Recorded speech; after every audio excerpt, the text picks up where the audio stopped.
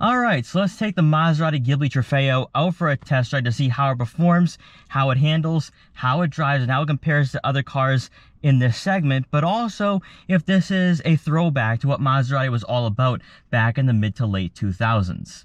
Let's get that cold start up. What's really interesting here though is that you really don't hear the engine or exhaust note that much in this car. It's actually very well insulated, so if you want more audio pumped in, I would recommend a louder exhaust. But I think for the type of person who's going to buy a Maserati Ghibli Trofeo, mostly going to like the quieter cabin for sure. So let's start off in sport mode, and then we'll see about Corsa later on.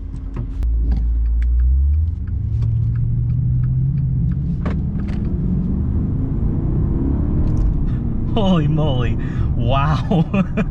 You get kicked back in your seat for sure.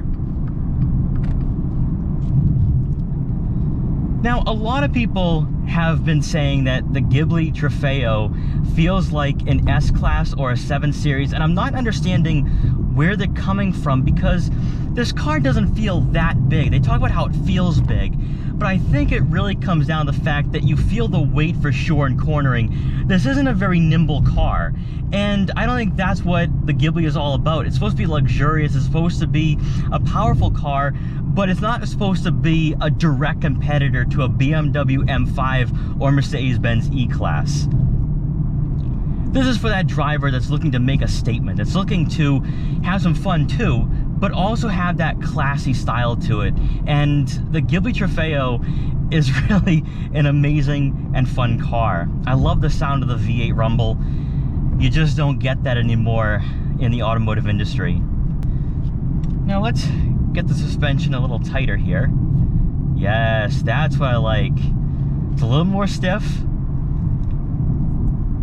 Now when it comes to steering responsiveness, it is a bit tight. It's not as loose as, say, an Alfa Romeo Giulia, and I prefer a bit of tight steering, especially with more of a performance car. The response isn't that bad at all.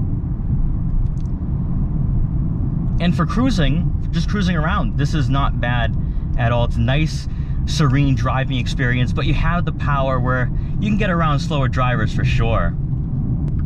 Let's try getting a quick acceleration here.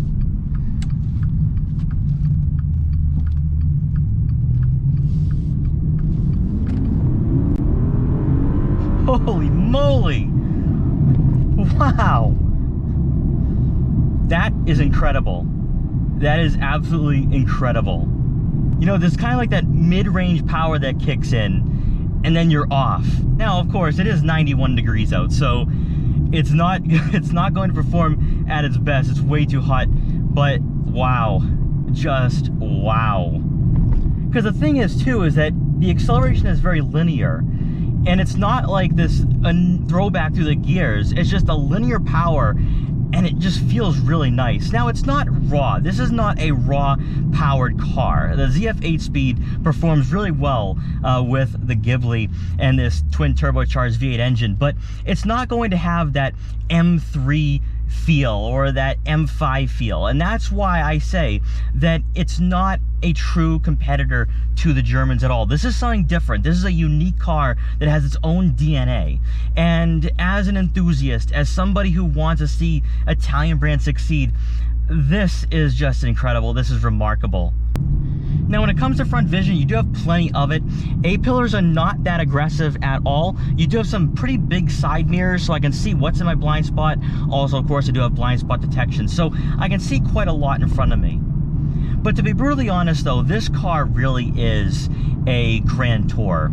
And that's what Maserati was all about. You think about the Quattroporte back in 06, 07, and the Gran Turismo.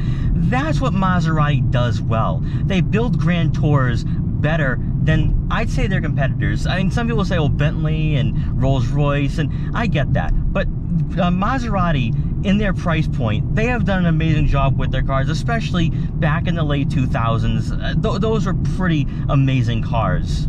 Now, a lot of people say the Ghibli is a very heavy car, and I would agree. It's not the most nimble, it's not the most agile. However, in straight line performance, and just driving it around town, it doesn't feel heavy. It doesn't seem as big as people are making it out to be, because a lot of people are saying this is reminding them of an S-Class. What S-Class have they been driving? Because the new S-Classes are huge. They're ginormous. Even the BMW 7 Series, that's a boat. This doesn't feel like a boat at all. I don't know what generation those guys are driving, but this feels more like a 5 Series. It does feel like the 540i in terms of size, not in terms of performance, but in terms of size, it feels like a 5 Series. And this is really the perfect balance of a luxury vehicle, in my opinion. I like cars of this size. Not a huge fan of compact luxury sedans. I like the mid-size. This is just perfect. Let's see if I can roll down the window here and see if I can get some sound in.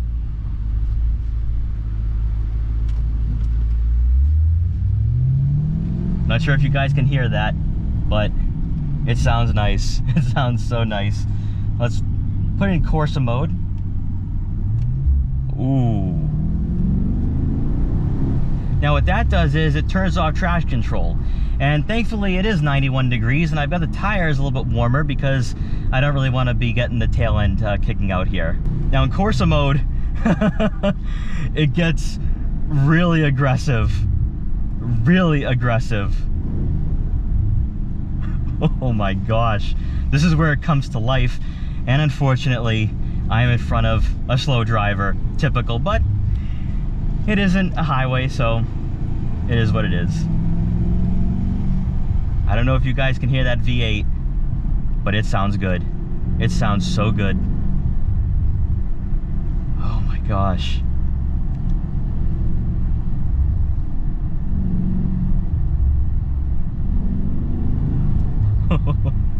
It comes to life. When you accelerate, the front end kicks up, and you really unlock this twin turbocharged V8.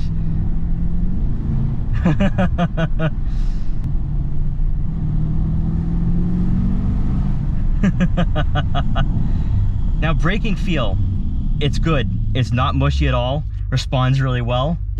Very nice. Oh man. And see, the thing is too, is that the interior of the Ghibli, it has this analog layout because you have the analog gauges, but you still have the technology here to work with here. It's a nice blend of what cars used to be 10, 15 years ago, while also being a car of the present. This is so nice. Yep. The ZF 8-speed becomes more aggressive as well. See, I think Corsa mode, I think you're gonna be in this mode all the time if you're a car enthusiast. Now let's take this corner at a decent speed. So, tugging the road at 4 miles an hour.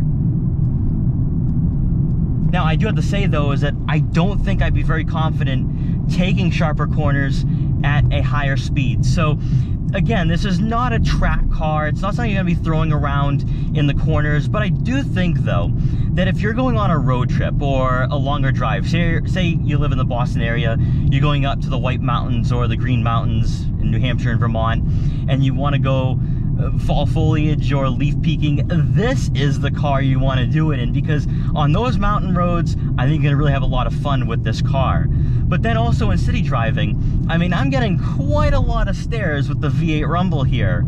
And the Ghibli wouldn't have gotten that type of attention back in the day. But I have to say this though, I think that had Maserati come out with the twin turbocharged V8 for the Ghibli and the Levante from the get-go, that these two cars would be a lot more popular than they really are in 2021. Because I really think that it was a detriment to Maserati to put a V6 under the hood of this car.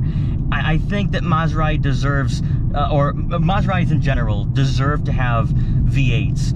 That's what they are designed for. Now, I'm interested in seeing what they do for the electrification and the hybrid technology, but I really want to see more V8s before the end of this decade. I want to experience Maseratis with a V8. I gotta be honest too here, I'm getting a lot of respect from my fellow drivers on these Boston roads here, giving me thumbs up.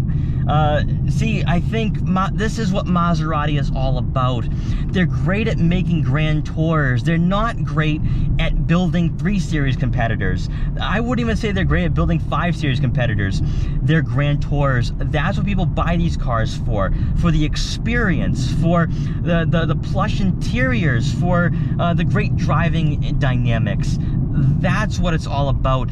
This is going back to their roots. And as a Maserati Gran Turismo fan, I love this. I'm feeling connected to this car. This is what a Maserati is supposed to be. And man, I'm so glad I've been given this opportunity.